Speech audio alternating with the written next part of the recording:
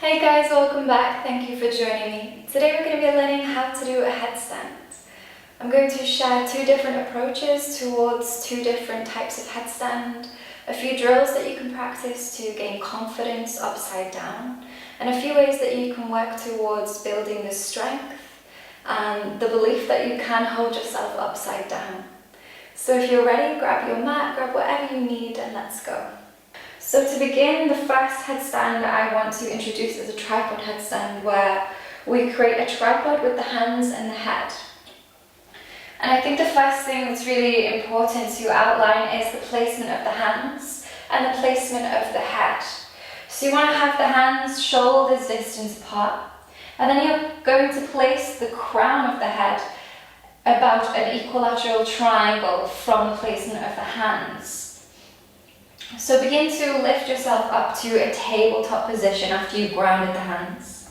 And then begin to bend the elbows so that you can lower the head, lowering the crown of the head, and then bringing all of the body's weight forward so that the arms come into an angle. And from here, just familiarizing yourself with where that feels and placement of your head. And then slowly begin to come up onto the toes and walk the feet into the body, and just holding this for a few moments and then walking the feet back out. And this is a great drill to build strength and build confidence. You're already doing a headstand at this point without even taking the feet off the ground. This is a great way to go back and forth and begin stacking the hips over the shoulders and over the head. So just holding this for a few seconds longer and then lowering back down, taking a rest. You might really begin to feel this in the arms as they're going to be your stabilizers here. So it's good to come back to a steady breath in between rounds, because oftentimes we can really forget the breath in inversions. That's also a really key point here, is if you can try to maintain awareness of what your breath is doing, it's going to really help you to find that control and to stabilize yourself in space.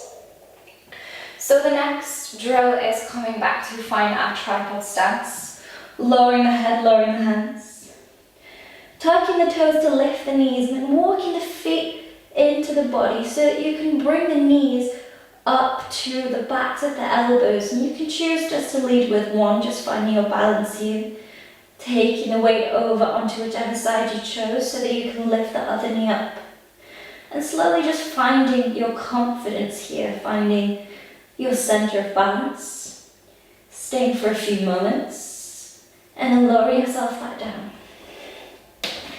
Taking a breather. And this is how we begin to build up the stages of working towards a headstand. So that might be the furthest that you take this today. It's totally dependent on you. But this is how you can kind of work from that level and then keep going a little bit further each time.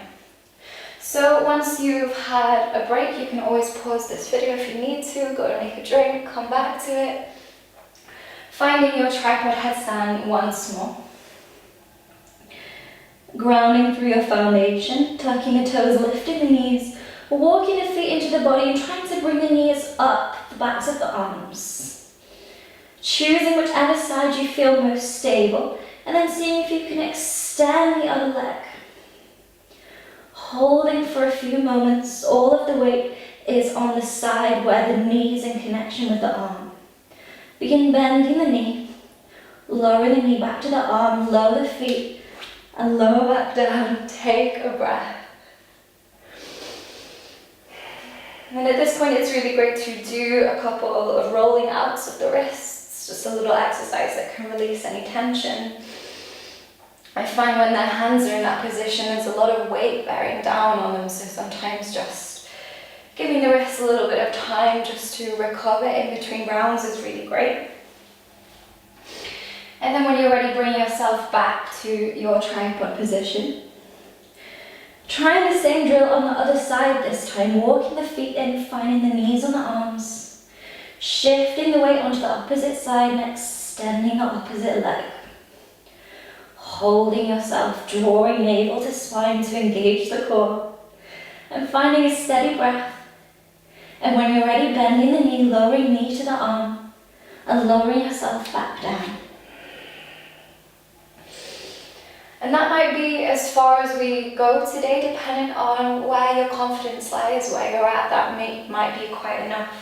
I think when you're first learning how to do a headstand, this can be quite a lot for the head. It's an unusual pressure, it's an unusual place that we don't usually put the body in. So I think patience is definitely key, and just giving yourself time so that you can build that muscle memory, so that you begin to build an intelligence and awareness of what your body is doing upside down, and it's holding itself in space. So third or fourth or fifth, I have no idea what drill we're on now. But the final drill for tripod headstand is to combine all of this. So bring yourself back to your foundation. Walking the feet into the body, bringing the knees to the backs of the arms. And beginning to press down through the arms, lift the knees away. Maybe just finding a tuck position here, drawing the thighs to the belly, keeping the core engaged, or slowly beginning to lift the legs away, maybe finding a higher tuck position, or maybe extending one leg followed by the other to find a line. Holding yourself, finding that line by drawing navel to spine, keeping the tailbone tucked. And when you're ready, bending the knees just as you extended them. Lowering the knees down to find the backs of the arms, lowering the feet, and coming back down to ground. And this is really where you're going to want to maybe shake out the arms, shake out the wrists. Give yourself a little bit of recovery time in between headstand drills. But hopefully that explains how you can work towards coming from kind of like a headstand arm balance variation and working your way up, and using the hands can really help because you can really push through the hands, use the strength in the upper body, and also stabilize yourself. That was the first way that I learned how to do a headstand, but it is not my favorite way because sometimes I feel like it puts too much pressure on the top of the head, and I find a supported headstand, which is what we're going to do next, is a better way to go about it. But when you think about entering it, I find the supported headstand is a little bit more challenging because it is very much about the strength in the core. But the tripod headstand is a great way to build that strength required to work towards the supported headstand. So when you're ready, bring yourself back up to a comfortable kneeling position. And the placement of the hands with supported headstand is to interlace the fingers like so. So you create a basket for the head. And this is going to come around the back of the head. And in supported headstand, you can have the crown of the head on the ground, but for me, I prefer to actually just have where my hairline meets my forehead on the ground. For me, that's comfier, so it might just be down to you working out which feels best for you. So you come down to a sort of forearm position with the elbows about shoulders distance apart, and you can bring both of the hands to touch each elbow so that you can measure that distance, and then bringing the hands back into that interlaced position. Begin to lower the head in between the interlace and begin to protract the shoulders, so you're really pressing through the forearms as if you're pressing the ground away, creating a strong foundation. Begin to tuck the toes and lift the knees. And all we're doing here is slowly walking the feet in so that the hips begin to stack on top of the body, and then walking the feet back out. Just for a few rounds, just so you can begin to understand what it feels to shift the weight forwards. And then coming back. And once more, holding for a few seconds longer. And then lowering back down, taking a rest. And taking any necessary movements, maybe just rolling out the head, rolling out the shoulders. Anything you feel that you need to do, maybe grabbing a cup of tea or whatever in between rounds. And then when you're ready, bring yourself back into that solid foundation position, supporting the head. Lower the head into the hands. And then lift the knees, begin to walk the feet in towards the body. I'm just going to hold this here. Begin coming up onto the toes so that you can begin to force the hips forward. So the hips are coming towards the front of the mat. Trying to think about directions when you're upside down is really difficult. And from here, all we're going to do is lift one foot, bending at the knee. Bringing that knee close to the torso, holding for a few breaths. Lowering the foot, and then bringing the other knee in close. Holding, lowering the foot, and then lowering yourself back down to rest. And by bringing the knee and the thighs close to the torso, it allows you to really engage through the core of the body. And when you begin to hold yourself tight in that space, you can get a lot more control there. It's kind of like building just a really solid foundation to hold yourself on. I also think it's much easier to control the body upside down when the body is really close. So I think you've got much more control when it comes to balance when you're keeping the knees close to the torso. And it does get much harder when we begin to extend the legs away from the body, because all of a sudden, you know, we're trying to balance ourselves and bring ourselves back into that line, which takes time. But when you're ready, bring yourself back to the final drill for supported headstand.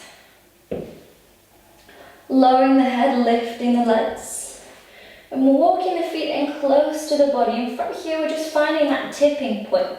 So we bring the feet in really, really close as you can, and then coming up onto the toes, seeing if you can hold or seeing if you can gradually find that tipping point and lift.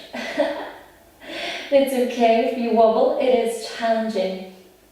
And just holding here, maybe bending the knees, bringing the knees close to the torso so that you find that tuck. Or maybe furthermore, beginning to lift the knees away and slowly extending the legs, finding your line. Drawing navel to spine in your line, squeezing the legs together, engaging the glutes, pressing on through the shoulders. And then when you're ready, bend the legs to come down. Lower the feet just the way you lifted them. And then walking yourself down. Taking a breather. And I think wherever you got to in this tutorial, it's something you can always come back to. So I think even if you got to one of the first, earlier stages, that's something to, be really proud of yourself with. I think an inversion practice takes a lot of time, but it also takes a lot of being compassionate towards yourself. I think, if you are really struggling and you're finding it difficult, it's okay. Maybe give it three tries each day, and then after that, leave it, come back to it. You'll be really surprised how a little bit of time each day will really help work towards a confident and consistent inversion practice.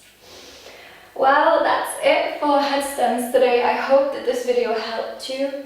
I hope that you have been able to see how that you can approach the various headstands. And yeah, if you have any questions, please let me know in the comments below. If you enjoyed the video, please let me know in the comments below. And if you would like to see more videos, please subscribe to the channel. Thanks, bye!